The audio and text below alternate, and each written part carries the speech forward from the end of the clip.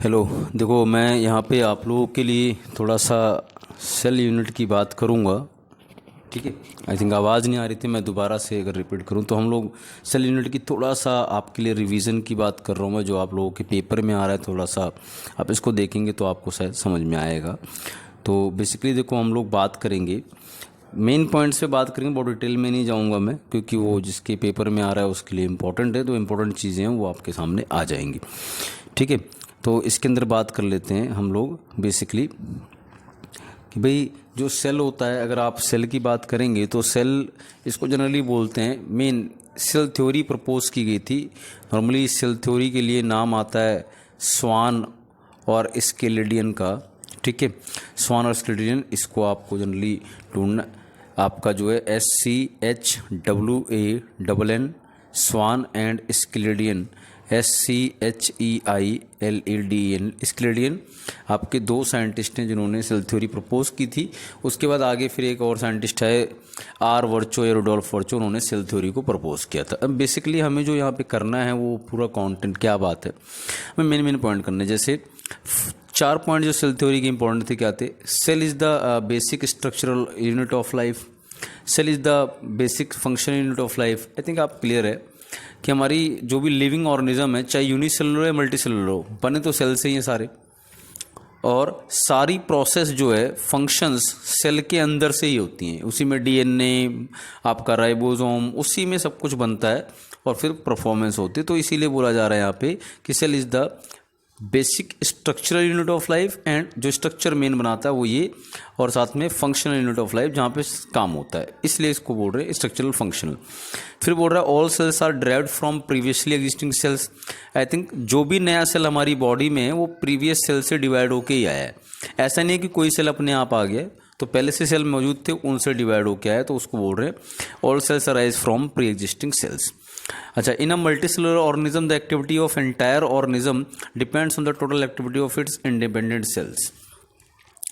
क्या बोल रहा है कि मल्टीसेलुलर, यूनिसेलुलर ऑर्गेनिज्म में क्या है, एक सेल में ही जो काम हो रहा है वो सारा वही, एक सेल ही सब कुछ है। मल्टीसेलुलर में क्या कह रहा है कि भाई एक मल्टीसेलुलर ऑर्गेनिज्म जो है उसकी यू कैन से उस ऑर्गेनिज्म की जो एक्टिविटी है डिपेंड करती है उसके सारे सेल्स की एक्टिविटी पे, तब वो एक्टिविटी उसमें परफॉर्म हो पाएगी। तो उसको बोल रहा है ये सेल थ्योरी के से पहली चीज़। देन उसके बाद बात करते हैं इसके अंदर, अब आपका व्हाट इज सेल। तो जनरली सेल के बारे में हम लोग पढ़ चुके हैं कि भाई cell cell cell cell is the are the basic units of all living organisms. ठीक है। और आपका सेल मेक्स बोन, मसल, सब कुछ बनाता है, लीव्स वगैरह बनाएगा, ऑर्गेनिज्म ग्रो होता है, सेल रिप्रोड्यूस करते हैं। आई थिंक ये जनरल चीज़ें आपको पता है, चैप्टर 1 में भी लिविंग वर्ल्ड में हम लोगों ने इसको पढ़ा था। तो बेसिकली इसके बारे में इतनी सी बात है। अच्छा, रफली इसके अंदर चलें आगे भी थोड़ा सा और देखें कि भाई सेल के बारे में। ये आपके पास ये आता है कि भाई differentiate between plant cell and animal cell. तो जनरली आपके पास डायग्राम में क्लियरली दिखाई दे रहा है कि प्लांट सेल की अगर मैं बात करूं, प्लांट सेल और एनिमल सेल की अगर बात की जाए,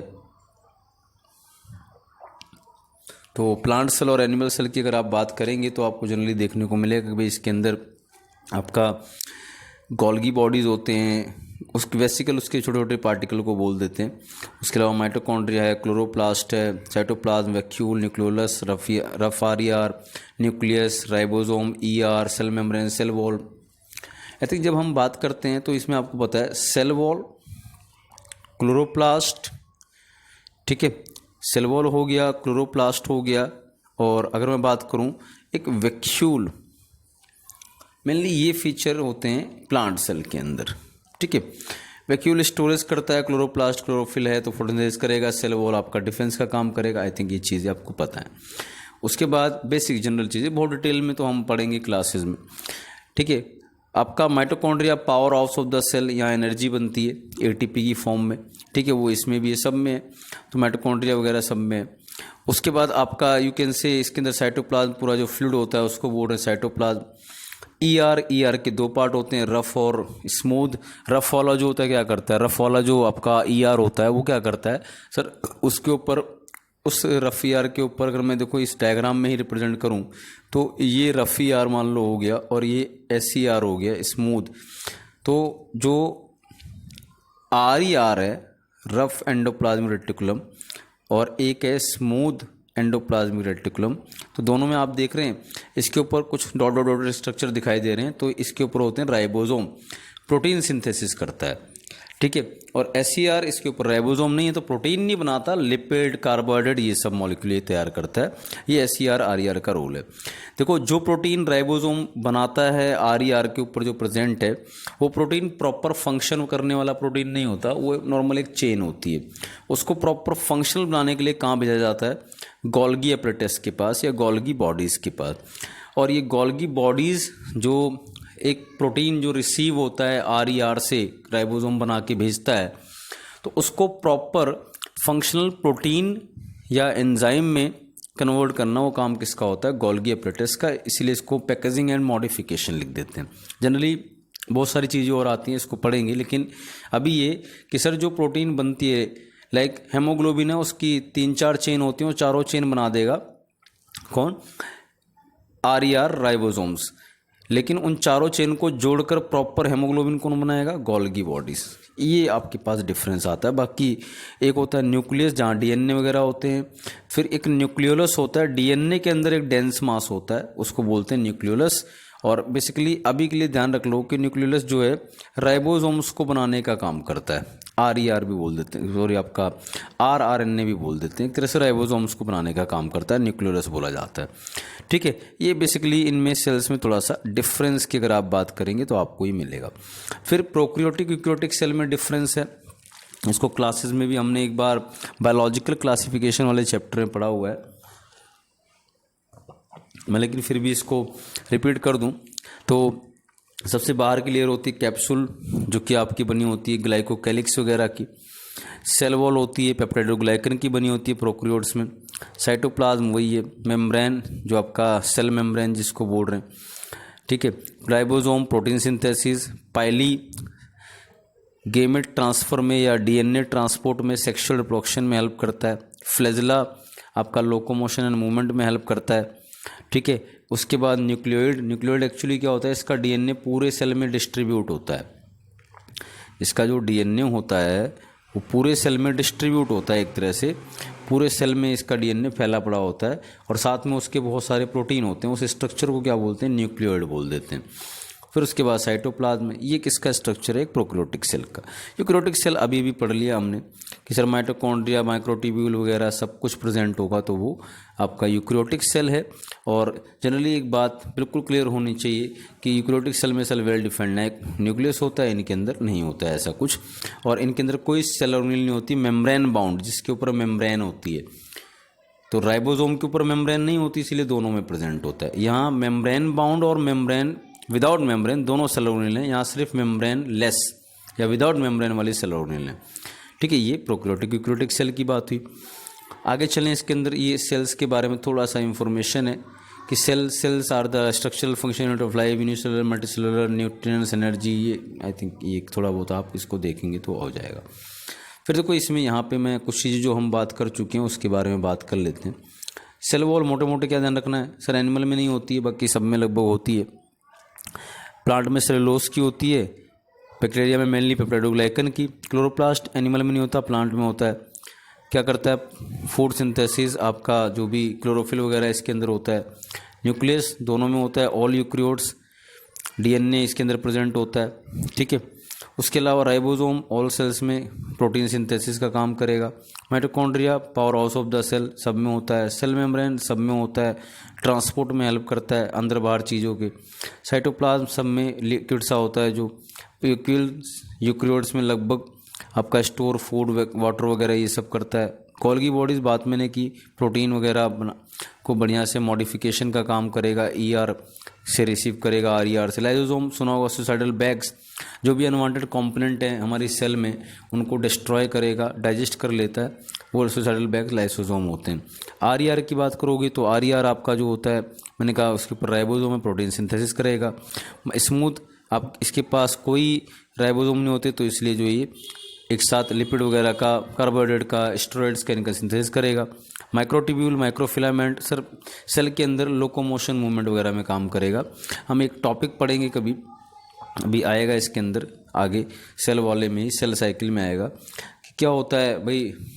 एक जैसे मसल में कुछ प्रोटीन होते हैं, ठीक है, मसल में फाइबर होते हैं तो मसल फाइबर बोल दिया जाता है, जिससे मूवमेंट होती है। इसके अलावा सेल में जो क्रोमोसोम होते हैं, जब वो डिवाइड होता है सेल, तो क्रोमोसोम की मूवमेंट होती है, उसके लिए बनते हैं स्पिंडल फाइबर। वो फाइबर मूवमेंट कर रहे हैं तो वो भी किसका पार्ट हो गया, माइक्रोट्यूब्यूल का पार्ट होगा। बाकी सीलिया फ्लैजेला जो सेल की मूवमेंट करवाते हैं वो आपको पता है, उनके अंदर आएगा ही आएगा, ठीक है। ये हुआ है इसके बारे में बात।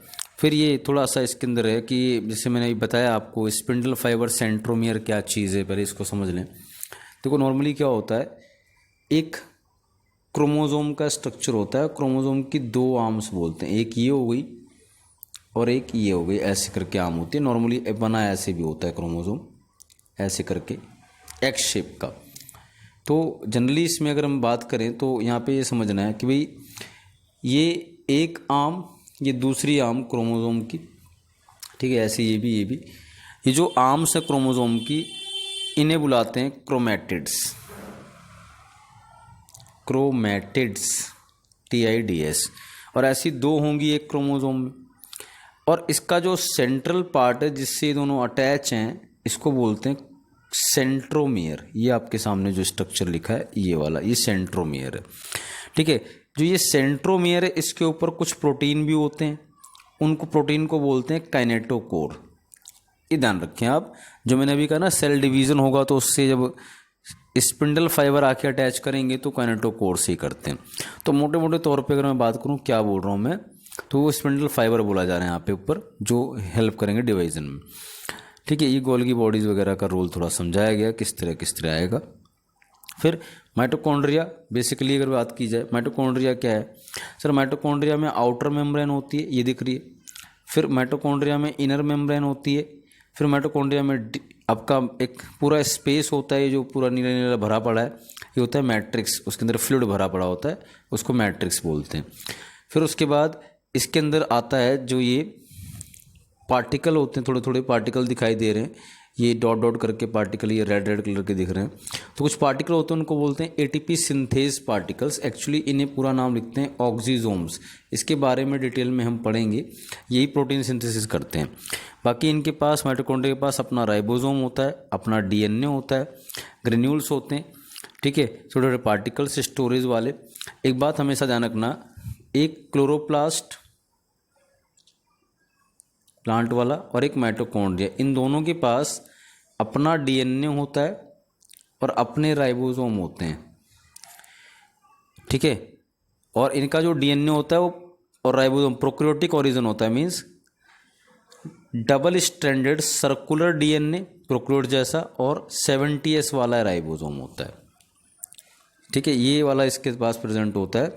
और इनके पास क्योंकि DNA राइबोसोम अपना है, तो ये अपना सारा लगभग फूड वगैरह या अपना जितना भी प्रोसेसिंग के लिए एंजाइम चाहिए सब ये खुद बना लेते हैं।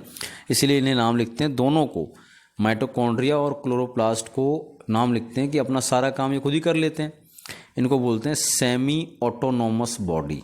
ये क्वेश्चन बहुत अच्छा बनेगा, सेमी ऑटोनोमस बॉडी, क्या बोल रहा हूँ मैं, इसको और क्लोरोप्लास्ट को लिखा रहता है सेमी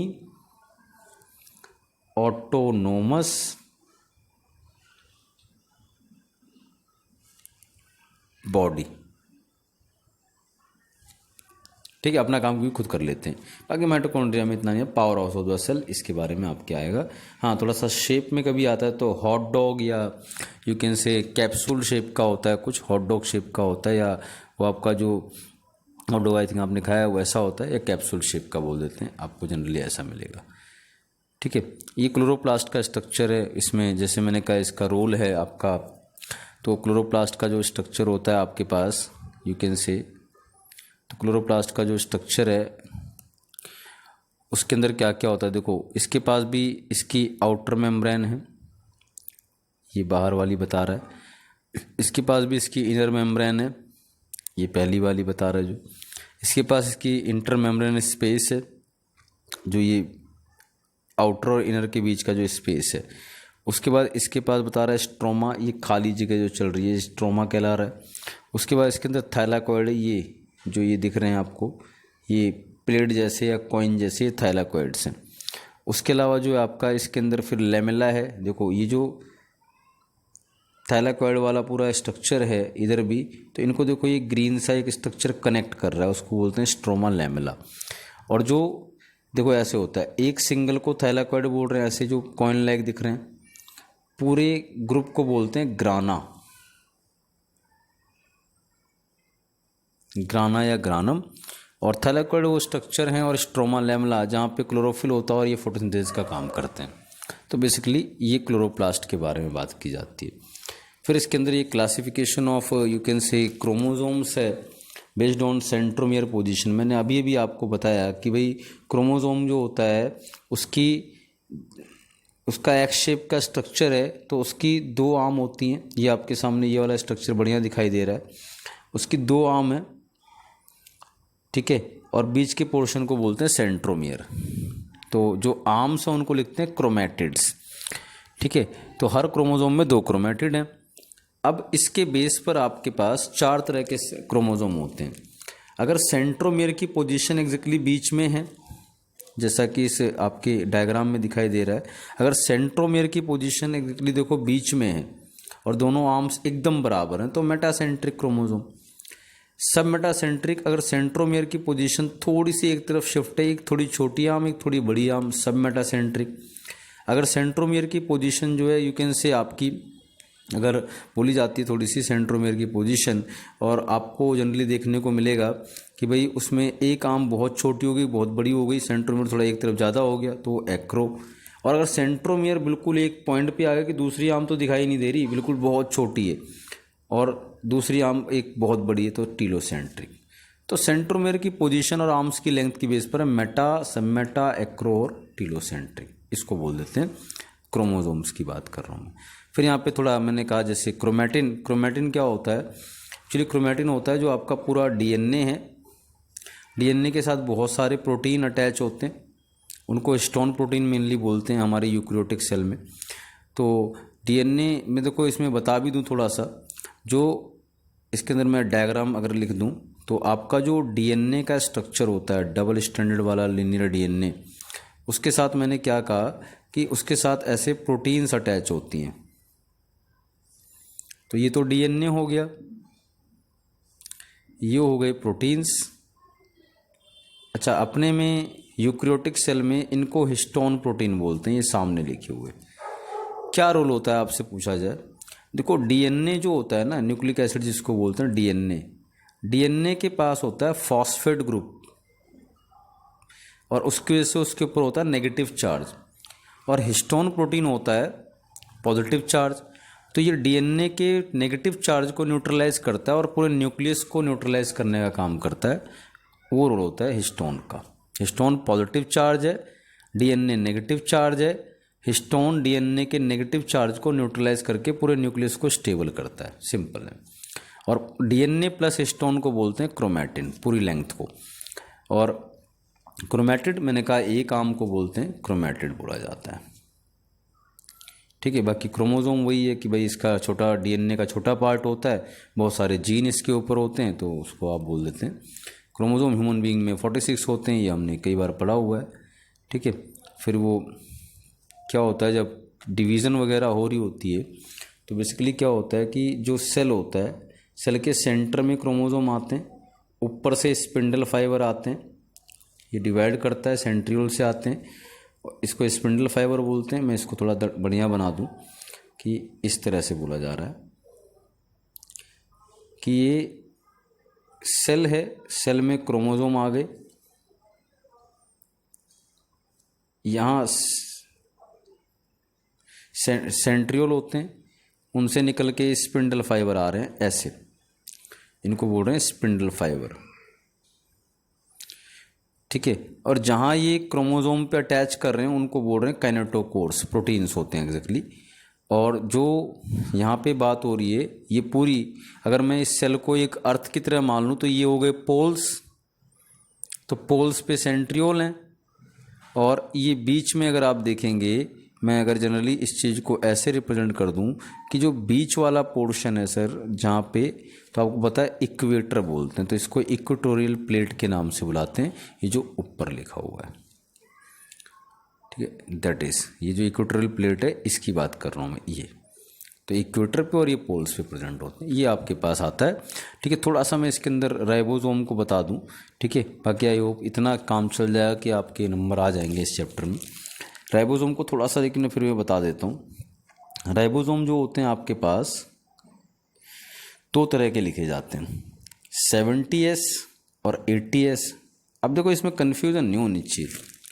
क्या होता है 70S 80S कोई नंबर नहीं है, ये स्ट्रक्चर है, नंबर से नहीं लेना, स्ट्रक्चर को बोला जा रहा है 70S 80S। अब जो इनकी मोनोमर यूनिट होती है, मतलब इनकी 2 यूनिट होती हैं। 70S की होती है एक तो 50S और एक 30S, और 80S होता है 60S और 40S। प्लीज़ मेक क्लियर कि भाई ये नहीं है कि 60 40 तो 100 होता है, ये एक यूनिट है, ये भी एक यूनिट है, नाम दिया जा रहा है बस 40S 60S।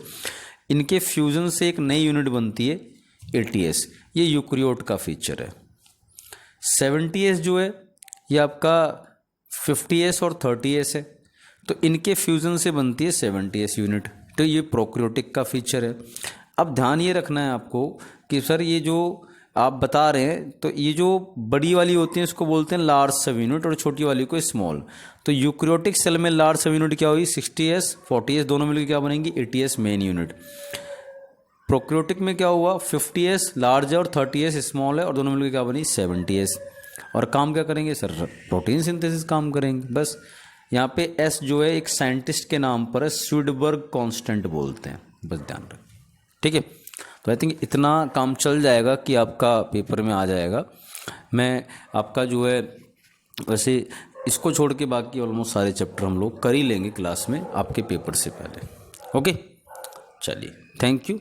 एंड थोड़ा कर लीजिएगा, अब इसको जब करवा दिया गया थोड़ा सा पढ़िएगा इसके बारे में, देखते। Okay, thank you very much.